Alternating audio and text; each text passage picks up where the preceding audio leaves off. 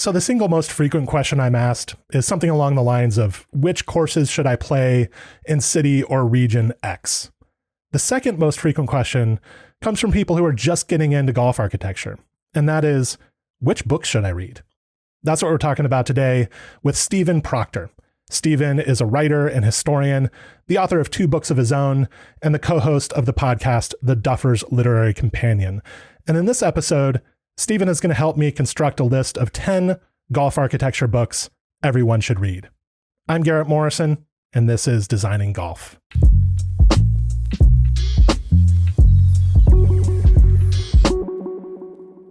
So, Stephen, do you have an organizational system for your golf books? I know you have a lot of books, so you must have to have some way of organizing them.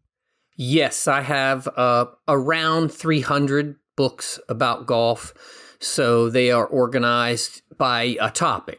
So I have golf architecture and agronomy would be in one section, golf club histories, general history, memoir, biography. So organized in that way. I had to do it because I had them just on shelves around where I work, and there got to be too many of them, and I was wasting a lot of time trying to find the book I was looking for. And so I ended up having one day to get them all out on the floor and put them into categories. And unfortunately, my daughter walked in at that very moment when I had all the books stacked in the piles, architecture over here, history over there. And I am always complaining to her about the number of shoes that she owns and buys. And she looked around and said, "Are all these golf books?" And I had to sheepishly say yes. He said, "Well, I don't want to hear another word about shoes." So my obsession for golf books is probably worse than hers for shoes, which is something. Shoes are at least a necessary piece of clothing. Yes, whereas golf books are not. No, not really. Yeah, we don't need them to keep us warm. Yeah, I need to get some kind of organizational system going myself, because I was looking for some books that we're going to talk about today in my own bookshelves, and they're hither and yon. And so maybe this is the inspiration I need. It does become a necessity once you get a certain number. It really helps to facilitate finding them, because they it just gets to be a mess. I might need subtopics within golf architecture at this point, which may indicate that I have a problem and perhaps should start donating some books that I don't use as often or don't need to refer back to. Well, or a specialty. I think you guys have done that's interesting to me too. Just the golf architecture community is one of the bigger consumers of books about the history of the game, because of the connection to golf history. Golf architecture goes back into the history of the game, and they're sort of intertwined in a way. So I admire the Fried Egg a lot for the specialty that it's focused in on, meaningful architecture. And I think that draws a pretty big community that has a lot of broad interest. So it's good to have all those books. You just got to subcategorize. Yeah. Well, thank you for the kind words. And I think it's true that golf architecture enthusiasm is sort of a scholarly interest, or can be at least.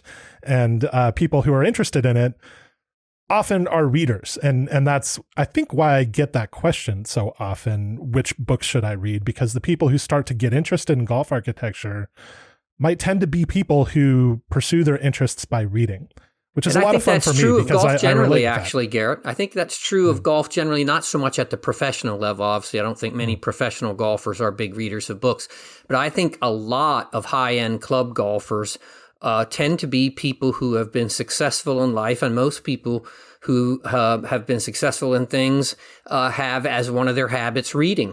So there are just a lot of overlaps. And that's one of the reasons that golf has had such a great literature, I think, all through time, is that it's attracted the type of people who like to read, who think about things deeply as a rule. And so or at least there's a strong portion of those in golf, maybe comparatively speaking to, say, football or rugby or games like that. Well, let's get into it. I asked you to bring a list of golf architecture books that you think people should read. I brought a list of my own, and the plan is just to kind of go back and forth and share books as we go along. Our lists will certainly share certain titles, and so once one of us takes a title, then we can kind of move on to the next one on our list. And then at the end, we can talk about a few honorable mentions. But the main goal here is to get an initial list of 10 books that people could read, and maybe in some approximate order, I don't know, that would introduce them to this subject in a compelling way. So what is your first book on your list? I'm a person that likes to start at the beginning, Garrett, as I think you know from talking to me in the past. And I was tempted to mention badminton, golf, and the essays in there, Some Celebrated Links, which are some of the very first writing about golf courses that was done in 1890 by Horace Hutchinson. But I'm going to mention the book that was inspired by those pieces and by Horace Hutchinson's other book, Famous Golf Links, from 1895. And that's Bernard Darwin's Golf Courses of the British Isles, which came out in 1910 and also has these amazing watercolor illustrations by Harry Roundtree. And this is, I think one of the first truly great golf books, period, but is definitely in a lot of ways the beginning of serious writing about golf courses themselves. Obviously there have been other books that had come out about golf architecture in 1903 concerning golf, but this was one of the most widely popular, widely read books. And of course, it's gorgeous writing. And Darwin is an interesting thinker about the architecture of courses and blind holes and all kinds of other things that will become big topics of discussion as architecture moves along. So that's my first choice. I think it has an argument for being the greatest golf book of all time. It certainly would be my choice. I'm not sure how you think the greatest golf book of all time is that book. I think it also really established Darwin. He had only begun writing for the Times in 1908, I believe, was the first Open Championship he covered, with James Braid winning. And so this is 2 years later, he comes out with this book. And I think it definitely helped to establish his reputation as somebody who was now, I think, widely considered the greatest golf writer of all time. So it has that going for it. But it has a lot of serious thought about golf course design in it, in his incredibly amusing, entertaining, super fun sort of way. I believe it was published in 1910. Yes, if I'm remembering that correctly, or around that. It was before World War I broke out, and Darwin was very up to date with the latest thinking in golf architecture. And I think that's part of what makes him such a compelling writer about these great golf courses. His book is kind of part of an early genre of golf course writing that provides a survey of the great British links. This was something that Horace Hutchinson did, author you mentioned before, as well as various other writers like Henry Leach, etc. But this is certainly the best and the richest of those books, partly because he was such an up-to-date and deep thinker about golf architecture. So I think that's a great player. That's a wonderful place to start. Now, yes, a lot of these writers were very good players, which sort of puts me to shame in my 21st century abilities. But in any case, great first pick. My first pick, I've gone maybe a slightly, the way I've ordered my list is kind of how I would maybe suggest that people read the books in order, what they might want to read first as an introduction, and then, getting a little deeper and deeper as you go along. My first pick would be The World Atlas of Golf. Absolutely wonderful book. Specifically, wonderful book. And specifically an edition that has a green cover, maybe a white cover, one of these editions from the 1970s or 80s. My copy is actually the New World Atlas of Golf, but very similar to the first one that came out. And this was edited by Pat Ward Thomas, a wonderful, towering, really, golf writer in his own right, and has contributions from Herbert Warren Wind, Charles Price, Peter Thompson. So, a murderer's row of great golf course writers and thinkers. And in addition to that wonderful writing, this book has great visuals, maps of great courses. It has introductory material about golf architecture. It introduces you to the notions of penal and strategic design in a very clear and visually forward way. And it gives you an idea of what the great golf courses are. Now, if you get one of these older editions, it will be a little bit dated in some respects. A lot of the photography is certainly very dated, and the courses look dated because courses were presented differently in the 70s than they are now. But in every other respect, this book is completely contemporary and relevant, and I think still a great way to introduce yourself or to get somebody young introduced to golf architecture and golf courses. I agree with you completely, Garrett. And I once had the pleasure of doing a podcast about that specific book with some Aussies, and it was clear. Derek Duncan and Rod Morey, right, was on that pod. I'm not sure if Derek was, but I know it was, Rod Morey was. Yeah, Rod Morey's podcast, and Adrian Logue was on it with us. Yes. And it was clear to me from their reaction and from subsequent reactions to that podcast for an awful lot of people, this was the book that got them going down the pathway to studying golf architecture. And I'm pretty sure that's true of Rand Morissette, who does the wonderful website. Yeah. And so I think that's a great choice. And, I liked your idea, Garrett, of books in the order you might want to read them. So I'm going to suggest another early work that I think is very much as a great starting place for a couple of reasons I'll articulate. And that is The Architectural Side of Golf by Herbert, Newton, Wethered, and Tom Simpson. And so, right around the turn of the century, the idea of strategic architecture begins to take root and to become what we will think of as the golden age of golf course architecture. And I think from my readings about it, and I did a fair amount of reading about it in preparation for my second book, The Long Golden Afternoon, I think Tom Simpson is one of the leading intellectual figures of that entire movement. He's just a flamboyant person, a brilliant writer, and a lot of his writing for Lonsdale Library's book, The Game of Golf, and some others are really some of the most cogent things that I've read about strategic architecture and how it should be thought of and conceived. And this book is exactly like that. And Herbert Newton Wethered, who's also happens to be the father of Joyce Wethered, the greatest, perhaps certainly the greatest woman golfer ever, and maybe the greatest golfer ever, and Roger Wethered, who won the amateur championship himself in 1923. In any case, so he's a very interesting, articulate man himself, and he's writing the bulk of this book.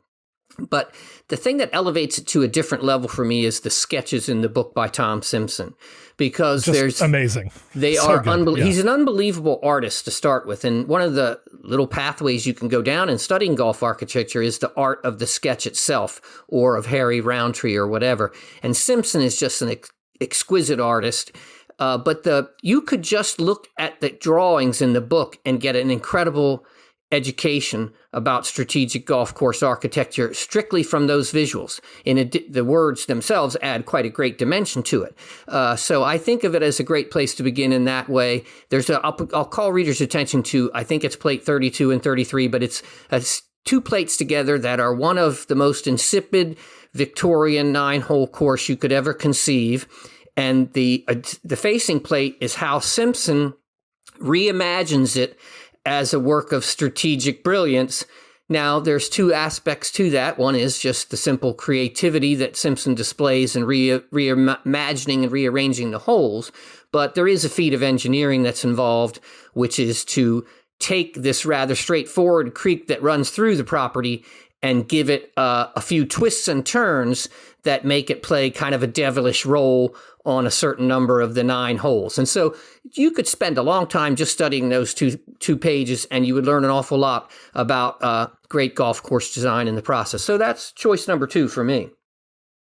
Great book, and maybe my favorite of the 1920s golf architecture books, of which there are some very, very good ones, but that might be the one that I return to the most often, partly because of the writing. Tom Simpson is one of the best thinkers about golf architecture ever, and Wethered was no slouch himself. I'd also recommend Wethered's book, The Perfect Golfer, which is that one. It's been very much on my mind because, honestly, that book was written in 1931, and it was written for 2 reasons. One is that Bobby Jones had won the Grand Slam, but more importantly than that, he'd gone around Sunningdale in a qualifying round in 33 shots and 33 putts, and it was just like the most mechanical exhibition of perfection that the game had perhaps ever seen.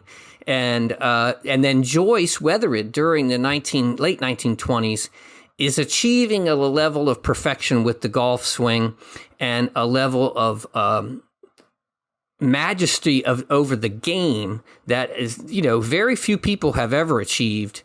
And so I've been spending a lot of time with her career in that particular book. And he's just a fascinating man, Wethered, and it's a great book. So I highly recommend that. Separate and apart from architecture. It's got zero to do with architecture, but it's a great book. It's got interesting things to say about links golf. I mean, some of my favorite writing about the essence of links golf is in that book. But you're right that it's not focused on the subject of architecture. They wanted Joyce to write it, but she was too modest. Oh, really? She wouldn't do it. She was approached first. She said, I'm not going to pass myself off as flawless. So she didn't want to have a book called The Perfect Golfer. Then it's by her. Right. Understandable. A book that is all about golf architecture that I would recommend as a staple of any golf architecture library is, of course, Alister MacKenzie's book simply called Golf Architecture. This was published in 1920. Now, many would name The Spirit of St. Andrews as the MacKenzie book here, and obviously that is a wonderful and very influential book. But I think Spirit is best understood as an expanded edition of golf architecture. It shares a lot of material with golf architecture. And Spirit of St. Andrews was never published during MacKenzie's lifetime. It was published in the 1990s. It sort of floated around as a manuscript for decades. And then a press in Michigan called Sleeping Bear Press just decided to publish it. And it suddenly became an unexpected bestseller. So great book, but Golf Architecture is kind of a condensed version of it. And it has a lot of the stuff that people cite from Spirit of St. Andrews anyway. And it's very easy to read, full of MacKenzie's personality. This was the book that he brought from club to club and kind of dropped off boxes of it to try to educate people about golf architecture. It was really his calling card. And I think to this day, it does remain the best short single volume introduction to the theory and practice of golf architecture. It is a really, really strong starting point. So that would be my recommendation there. Golf Architecture by MacKenzie. That's a wonderful choice. That the rules that he includes in that book, I think, are so wise. And I particularly love the one that a great course is distinguished by the complete absence of having to search for your ball.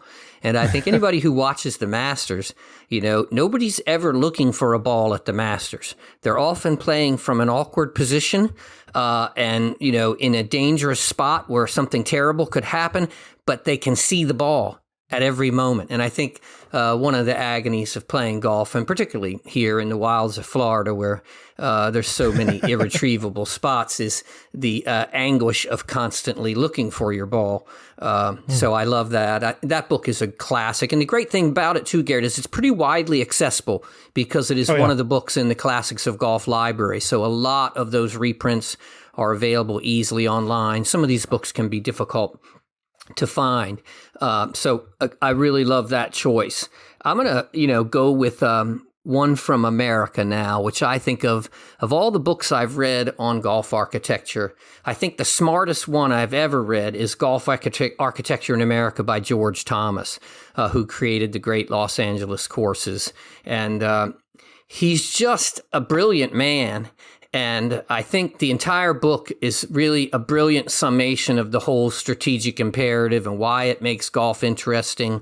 And it also has the vantage point of being from the nation that had by then, as Darwin put it, assembled its great golfing empire and was really sort of taking over the game in many dimensions, for good or ill. And so I think of Thomas as one of the first books you ought to read about golf architecture once you've I agree with you, Garrett, that, at MacKenzie's probably a very great place to start. But once you start to get the principles and you have the fundamental ideas down, which is what golf architecture does for you, a book like this, Thomas gives you, I think, it's almost like taking a master's course on golf architecture after you've done your introductory. And I really think of it as a genius book. Yes, Golf Architecture by MacKenzie is certainly a 101 introduction, maybe the best one ever done. And then Golf Architecture in America certainly elaborates on those ideas, goes deeper. It is not always what I would call an easy read, but if you actually pay attention to what Thomas is saying, it's so consistently smart. Exactly. And I think, Garrett, a lot of the great books about golf, Arnold Haltane's The Mystery of Golf, reward being read slowly and absorbed. And this is one of those books. When I read it, I committed myself to one chapter at a time. Just read one chapter at a time, stop and think about what the chapter had to say. And that's the way you often want to read a book like this one, because it's just a lifetime of wisdom condensed into a couple hundred pages. And it tends to be very thick with knowledge. And so it does reward slow reading. Also has wonderful illustrations, like the Simpson book. The illustrations that George Thomas does in Golf Architecture in America are sort of worth the price of admission. Very imaginative and have actually inspired architects in their own right. Many of these plans were never built, but you hear architects talk about being inspired by the illustrations in Golf Architecture in America pretty frequently, which I think is amazing. Now, I'm going to go modern here with The Anatomy of a Golf Course by Tom Doak. I think this is probably the best modern introduction to the contemporary practice of golf architecture. Most of the books that we've talked about so far were written in the 1920s, and there are parts of them that discuss golf architecture and agronomy as it was practiced in the 1920s, obviously. And so they can sometimes seem a little bit foreign to the science and the concerns of today. Now, I don't want to pretend that those books are irrelevant to what we do now, because there's wonderful relevancy of, golf architecture in America and Golf Architecture by MacKenzie to how golf architecture is done now. But Tom Doak's book, he wrote in the 1990s, and so it's very up to date. I don't think there's any practicing architect who writes as well or anywhere near as much as Tom Doak. And in this way, he is sort of a throwback to the golden age of golf course design, when writing was a primary way for architects to communicate their ideas. And Doak is a good writer. He is clear, he is engaging, he's original, opinionated, interesting to converse with in the reading process. He's somebody that is highly interesting to have a conversation with, and that comes through in his writing. And so The Anatomy of a Golf Course is something that I would certainly recommend to people who maybe at first might be intimidated by reading something that's 100 years old. Go to The Anatomy of a Golf Course. This is an up-to-date guide to golf course design. I think the analogy is a great one, Garrett. And I have the highest possible regard for Tom Doak, because he just as clearly comes across to you as a person who has made a very deep intellectual study of golf architecture from an early age, including going around the entire world to see what there is and to understand it. And you have to have respect for a person who's gathered that much seminal knowledge of their own. And of course, I'm not recommending this necessarily, but his book, The Confidential Guide to Golf Courses, I think has probably been the most influential book on golf course reviewing ever written, in addition to the one you mentioned. And that was on my list also, The Anatomy of a Golf Course, for the exact reasons that you articulated, is that it is the modern version of MacKenzie's 1920 tome. And so they're kind of interesting to read them maybe back to back as a project and see, how ideas evolve over time. So I think what I'm going to do now is, there's a couple of others. I'm going to pick one more classic, and then my last choice will be a modern one. The Links by Robert Hunter. There's two reasons that The Links by Robert Hunter is also a great, writer about strategic golf architecture. He was a person who traveled over to Britain to map out these holes that would become template holes. And in the course of it, he would meet a lot of the great British players. And then, leaving aside its brilliance as a book about golf architecture, it also has, on page 8, and so that's how much I've read this, the greatest John Ball story ever told. Yes. He goes to Hoylake to study the holes of Hoylake, and he ends up playing a match against John Ball. And John Ball he doesn't know this, but Joel, in his old age, Ball's favorite trick was to put himself in impossible trouble and then ask the guy he's playing, "Can I have a half?" And they would, of course, deny him. And 5 times this happened during the round with Robert Hunter, and 5 times he denied the half to Ball, even after promising that he would. And all 5 times, Ball not only didn't have the hole, he won the hole from these ridiculous places. And that was the only joy he could get out of golf late in life, was pulling that trick on people. And so that's a wonderful tale in the book. But he's a very, very smart man also, I think, like George Thomas. And there's just a lot of brilliant thoughts in the book. So those 2 are my favorite American books of golf architecture writing, Thomas and Hunter. I find Hunter to be a very lively writer as well. He wrote about subjects other than golf. He was a socialist and wrote books about that subject as well. A fascinating person, and people should know, an associate of Alister MacKenzie's. He was kind of Alister MacKenzie's West Coast associate, played a key role in designing Cypress Point and the other great courses that MacKenzie did in California. And so he comes at it from the kind of MacKenzie camp perspective, but puts a new spin on it. And The Links is just a wonderful book to read. Sometimes it's the first one that I recommend after MacKenzie's golf architecture, because it is a relatively accessible exploration of the principles of golf course design. Yes, it's a wonderful, wonderful book. And you're right. He's just a very lively writer and a fascinating human being. Yeah, there's a rabbit hole you could jump down, the life of Robert Hunter. Absolutely.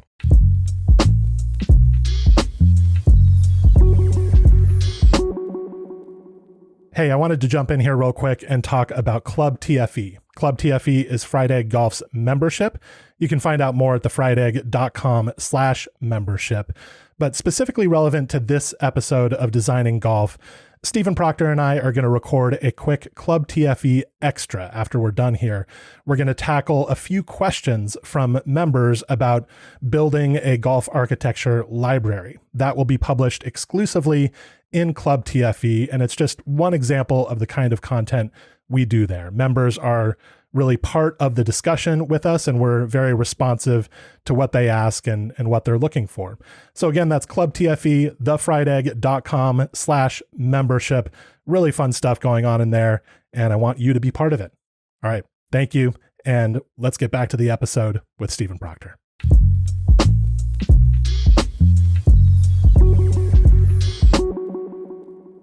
All right, my next pick is going to be another modern one, and this is the book Grounds for Golf by Geoff Shackelford.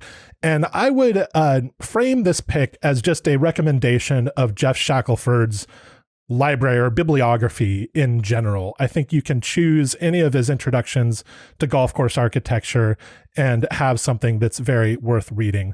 My preference is for Grounds for Golf, which is a book that he wrote a number of years ago and is intended as a kind of 101 introduction to modern golf course design. Has some cool illustrations from Gil Hance, who was not at the time as well known as he is now, but Hance provided some of the visuals in Grounds for Golf. And one of the best parts of Grounds for Golf is this narrative that Shackelford offers of the construction of Rustic Canyon Golf Course, one of the best public golf courses in the country there in California. And he's able to give a really fine-grained sense of what it's like to build a minimalist, strategic golf course in the 21st century. And so for that alone, a very valuable introduction. But I find Geoff to be one of the most interesting and engaging golf architecture writers.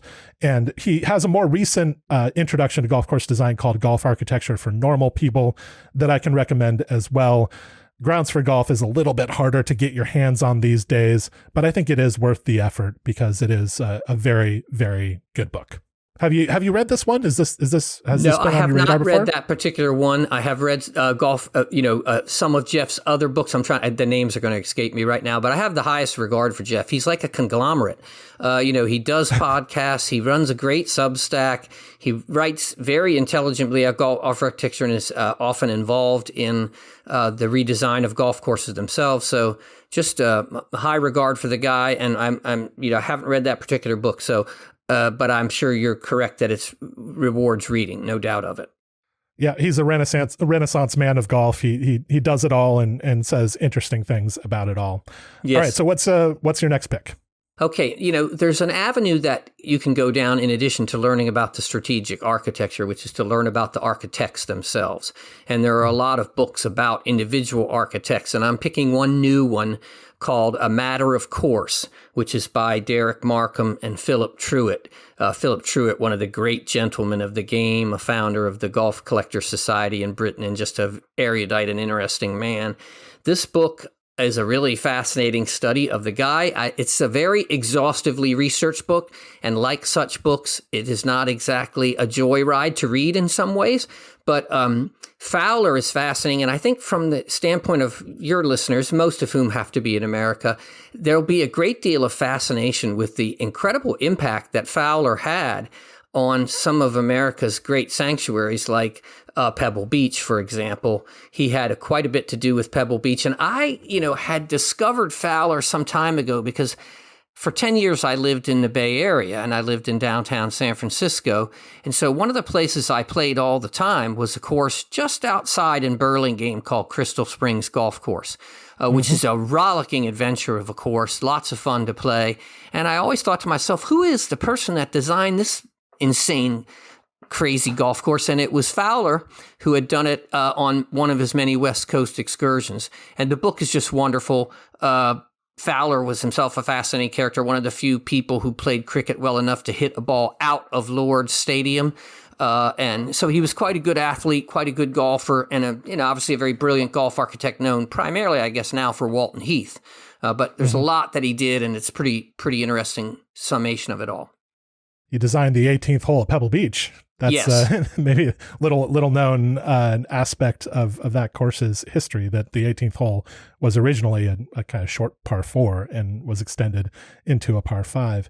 I think this is kind of the next step for people who are getting into golf architecture, is to start to look at some architect biographies and course histories. There are a lot of really good ones, and so if you find yourself interested in William Flynn, for instance, then you go to Wayne Morrison's book, The Nature Faker, and learn a lot more about William Flynn. And there are similar books that you could explore about Donald Ross. So, Brad Klein's Discovering Donald Ross is a great book to have and to certainly read. Is. And so, there is a really rich literature of golf architecture, but as you get into those books, you start to struggle to find them sometimes. Some are more available than others, but that's when you really start to have to hunt, or maybe have a good friend who works at a library. I think that's that's the point one you get place to. I would recommend people look is ABE Books. That's one of the places that I almost all of the books that I need to acquire for my work are rare or out of print books. So for ABE Books is a compendium of bookshops, individual booksellers, and they often have incredibly obscure books at manageable prices.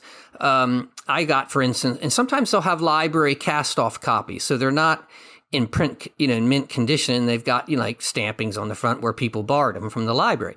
So they're not for collectors, but I got the rarest of all golf books that same way from ABE Books, a cast-off version of the Golfer's Manual in 1857, the first book about golf by a guy named William Bruin Farney. So, ABE Books is a good source for trying to track down some of these obscure volumes. Okay, that's a good recommendation. My final pick, bit of a left field one. I'm going to go with Bury Me in a Pot Bunker by Pete Dye. This is not typically on lists of this kind, but it's one of the books that I return to the most often because Dye offers stories of some courses that are very frequently visited by the PGA Tour and other tours that are relevant and on TV to this day. So TPC Sawgrass, Harbor Town, Kiowa, Whistling Straits. Bury Me in a Pot Bunker has narratives of those courses' development and design that are just fascinating. Dye is such a great storyteller, has an eye for telling detail.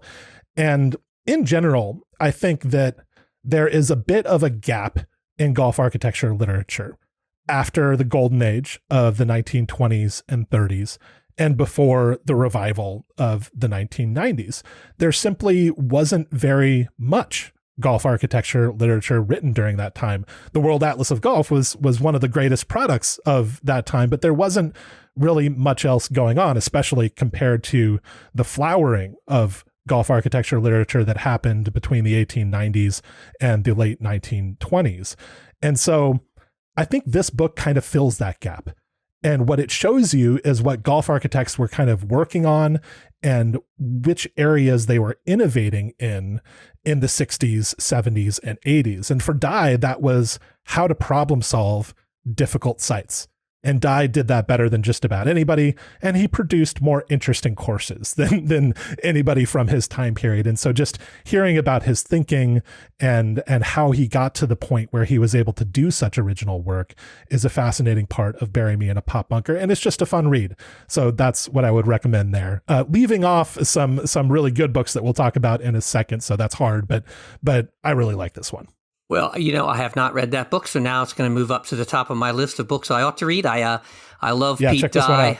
I've had the opportunity to play a lot of his courses because I grew up not too far from Bully Rock in Maryland, which was a course that's always rated as one of the top in Maryland, and I played Bully Rock a ton. Went every summer to Ocean City, and I often have played his Rum Point. So, been a big fan of Pete Dye's. Been out to PGA West to see that, and done a few other of his great ones. So, I love that idea, and I think I think it. I haven't read the book, but I think it's a great choice. So, let's get into some honorable mentions. What were the ones that you left off of your list that you would still like to mention? I want to mention a brand newish type book that might be difficult to find because it was one of these books that was printed in a small number. But Keith Cutton wrote a book called The Evolution of Golf Course Architecture, which if you just wanted to do like, Golf Architecture 101 class, I'm not sure you can do much better than that book. It's really extremely well done and very thorough and inclusive, both in terms of golf courses. There's individual sections on golf architects and quite a lot on the various theories that led up to the schools of golf design. So I thought that was a wonderful overview, and I would recommend that one as an honorable mention. Great. Yeah. Keith Cutton, I wrote a review of this book back when it came out in 2019, I believe it was. This book was kind of an outgrowth of Keith's master's thesis, I believe.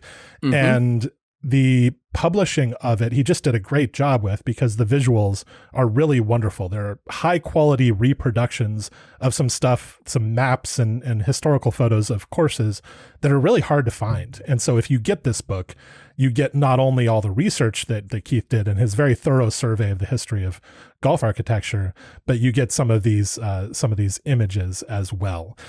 Let's hit some other honorable mentions, just books that you quickly want to mention as well, and then I'll mention a few of the ones that I have on my list. A couple that were also on my list was another oldie but goodie, Some Essays on Golf Course Architecture by Harry Colt and C.H. Allison.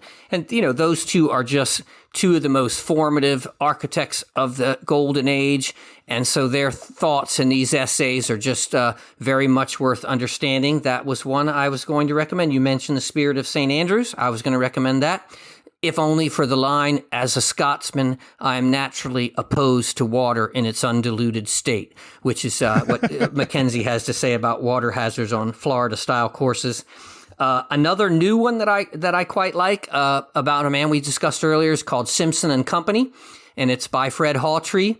And it's a relatively new exploration of Simpson and his courses around the world. It focuses principally on, how each course was built and what thought went into it and so forth and so on. So it's more for a specialist, but it's quite a good book. So those were the ones that filled out my list. Okay, so I have a few that I'll go through quickly.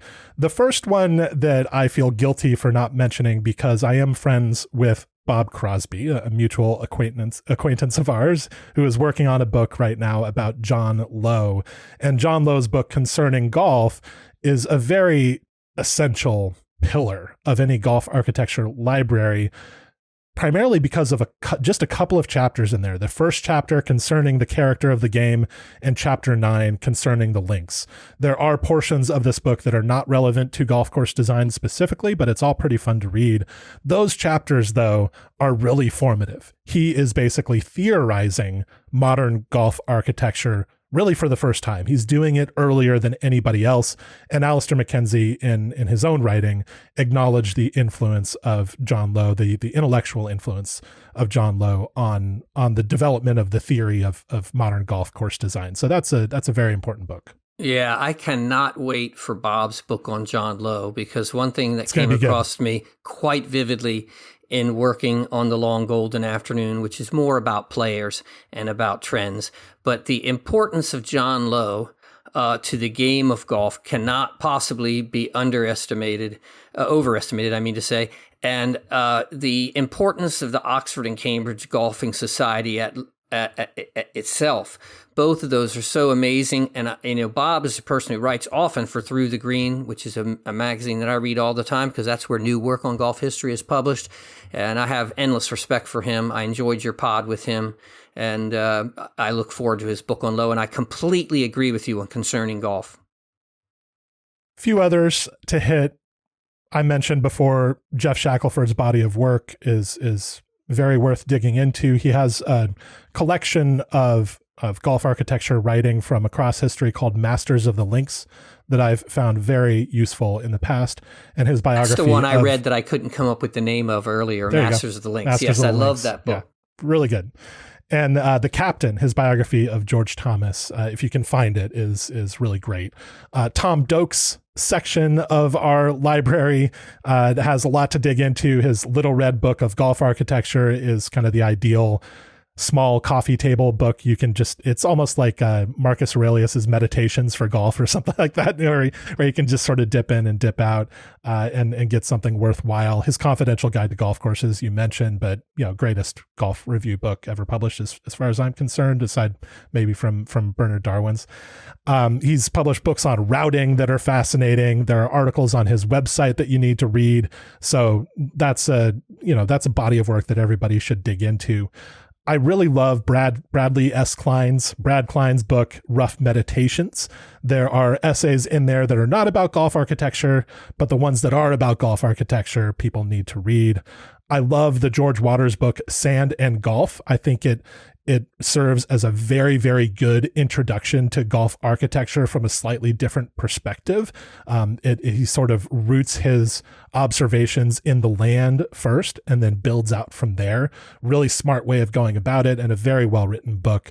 A recent contribution to introductions to golf architecture would be Principles of Golf Architecture by Richard Mandel. This one is a little more academic, but a very distinctive take on the discipline that I think people should know about. And then, going back to some classic books that we haven't mentioned, Scotland's Gift by C.B. Macdonald. Now, there's a lot of stuff in there about the founding of the USGA, et cetera, that maybe people aren't going to be as interested in if they're just looking for writing about golf course design. But of course, hearing his thoughts about the ideal holes is an essential thing to do if you're getting into golf architecture. And, finally, I wanted to also mention A Round of Golf Courses by Patrick Dickinson. Yes, I love that little book. It's a fabulous. He's a poet, so it's so good. It's beautifully written in addition to everything else. The best written one ever. Yeah, the way he writes about golf courses is so fresh, because I often find myself searching for new ways to describe golf holes and bunkers and greens and stuff like that. And being like, man, I have nothing else no other way to put this. And then I read Dickinson and I'm like, oh, there are a million ways to he's to an phrase inspiration. These things. I love his work, and I read that book many years ago. And it's a classic one to have recommended. I love it. Yeah, I almost forgot to mention that one. But the last thing I'd like to touch on is that there are a lot of essays, newspaper essays, magazine essays that were written between the 1890s and the 1930s that are just amazing on the subject of golf architecture. And they're hard to find, but I hope that people start collecting them in somehow or another. Max Baer's essays are amazing. Hard to read. He's not the clearest writer in the world, but brilliant. And I'd also love to see collections of essays by Walter Travis, by John Lowe. And I'm sure, those have been collected a little bit more. And Bob Crosby has done a lot of that kind of bibliographic work. But Horace Hutchinson, many other writers, Henry Leach, many other writers from this period deserve to be more read, because there was such a lively conversation about golf course design during the golden age of golf course building and architecture. And I just hope that we're able somehow just to distribute those essays more effectively, that kind of work. And so that's a hope of mine for the future. And maybe I'll just have to do some of it myself. I was going to say, it sounds like a great project for the Fried Egg to publish the book, the ultimate book of golf course essays. Speaking of golf course essays, a whole bunch of essays were written by Alfred W. Tillinghast, who simply hasn't come up here, but he's one of my favorite architects and a very interesting human being. In addition to that, a bit of a roustabout. But he wrote a number of essays called The Course Beautiful, and there are a series of these books that you can find online that are collections of his essays under that title, which are really nicely done, and I have 2 or 3 of them, and I would recommend those. If you can find a copy of something called The Game of Golf by Lonsdale Library, which will be in the rare book areas. You can probably get one, though, for a semi-affordable price. Not only does it have these 3 seminal essays in there by Simpson with beautiful illustrations to accompany them about golf architecture, it has Darwin writing on golf courses. It has Joyce Wethered writing about driving a golf ball. So there's a number of interesting documents in that particular volume. So another couple of things to throw out there. You can just keep going deeper and deeper. There's a collection of Donald Ross writings that people should check out as well. If they're going to look at the A.W. Tillinghast books, they can start to look for some of these collections of architects' scribblings. And so you can just keep going deeper and deeper, obviously. But the 10 books that we recommended up front here would be a great way for anybody to start. So thank you for doing that with me, Stephen. That was fun. I really enjoyed it, Garrett. It's always nice to be on the Fried Egg. Big fan of the podcast, big fan of everything you're doing in terms of creating a new kind of golf media. So always cheering you on. Oh, thank you so much. And tell people what you're working on right now. What should they expect from you in the near future? I just turned in a book about Joyce Wethered and Glenna Collette and the rise of women's golf that's going to be titled Matchless, and it will be published, as all my books are, in Scotland by Berlin, and they have it targeted for the Christmas market this year, so I would imagine sometime in the mid-fall we'll see it come out. Usually takes a month or 2 more to get to the United States, but I'm very excited about that. I think it's an amazing story, and I think it'll be an eye-opener for readers, because I think there's not an awareness of the incredible brilliance of some of the golfers, women golfers of this age, in particular Joyce Wethered, but Glenna also. So a great tale, and I'm looking forward to getting it out there. I'm looking forward to that as well.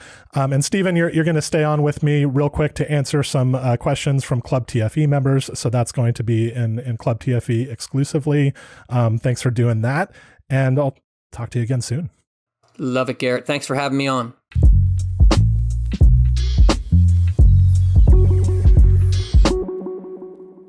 This episode of Designing Golf was produced by PJ Clark. We'll be back again in 2 weeks. Again, we're publishing this pod on an every other week cadence. So if you haven't already, hit that subscribe button. Maybe even leave a rating and review in iTunes or Spotify or wherever you might be listening to us. And of course, if you like what we're doing here, check out Club TFE, thefriedegg.com/membership. Get more involved. Thank you for listening, and we'll see you again soon.